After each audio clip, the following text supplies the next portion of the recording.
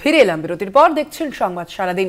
বাড়ি ভাঙচুরের অভিযোগ দুষ্কৃতীদের বিরুদ্ধে। পলতা নেতাজি পল্লীতে বাড়ি ভাঙচুরের অভিযোগ, আগ্নেয়াস্ত্র দেখিয়ে ঘর ছাড়ার হুমকি দেওয়ার অভিযোগ সামনে এসেছে। ইতিমধ্যেই নোয়াপাড়া থানায় লিখিত অভিযোগ দায়ের করেছে ওই পরিবার। বাড়ি ভাঙচুরের অভিযোগ দুষ্কৃতীদের বিরুদ্ধে। পলতার নেতাজি পল্লীতে বাড়ি ভাঙচুরের অভিযোগ। শুভজিৎ সিং প্রতিনিধি রয়েছেন ফোন লাইনে। শুভজিৎ, কি খবর, ঠিক কি অভিযোগ তুলছেন ওই পরিবার? দেখো, গতকাল রাত্রিবেলা এই সরকার পরিবার যখন তার বাড়িতে রাত্রিবেলা তার ছিলেন, সেই মুহূর্তে বেশ কিছু দুষ্কৃতী তার বাড়ি লক্ষ্য করে এলোপাথারি ইট দিয়ে মারতে শুরু করে এবং সে টালির ঘরে তারা থাকতেন, সে টালির ঘরটি সম্পূর্ণরূপে ভেঙে দেওয়া হয় এবং তারপরে সেই এলাকায় পরিস্থিতি সৃষ্টি হয়। এলাকার মানুষরা দৌড়ে আসেন এবং সেসব দুষ্কৃতী ধরার চেষ্টা করে তারা সেই মুহূর্তে সেখান থেকে পালিয়ে যায়।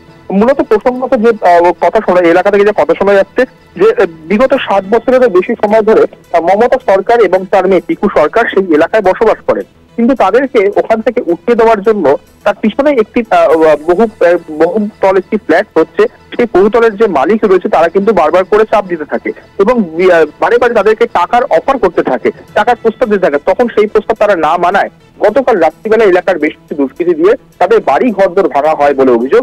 ইতিমধ্যেই নোয়াপাড়া থানায় একটি লিখিত অভিযোগ দায়ের করা হয়েছে দুষ্কৃতীদের বিরুদ্ধে। পুলিশের তরফ থেকে জানানো হয়েছে অতি শীঘ্রই যে দুষ্কৃতীরা এই ঘটনার সঙ্গে যুক্ত রয়েছেন তাদের অতি শীঘ্রই গ্রেফতার করা হবে। ধন্যবাদ তোমায়। আমরা কথা বলছিলাম, ফোন লাইনে ছিলেন প্রতিনিধি শুভজিৎ সিং। আপনাদের জানিয়ে রাখি, বাড়ি ভাঙচুরের অভিযোগ দুষ্কৃতীদের বিরুদ্ধে। নোয়াপাড়া থানায় ইতিমধ্যেই লিখিত অভিযোগ দায়ের করেছে ওই পরিবার। ঘর ছাড়ার হুমকি দেওয়ার অভিযোগ সামনে আসছে ওই পরিবারের সদস্যরা। এর ভিত্তিতেই নোয়াপাড়া থানায় ইতিমধ্যেই অভিযোগ দায়ের করেছে। বাড়ি ভাঙচুরের অভিযোগ করা হচ্ছে দুষ্কৃতীদের বিরুদ্ধে। পলতা নেতাজি পল্লীতে বাড়ি ভাঙচুরের এই অভিযোগ সামনে আসছে।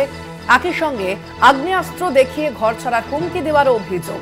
ইতিমধ্যেই নোয়াপাড়া থানায় লিখিত অভিযোগ দায়ের করা হয়েছে।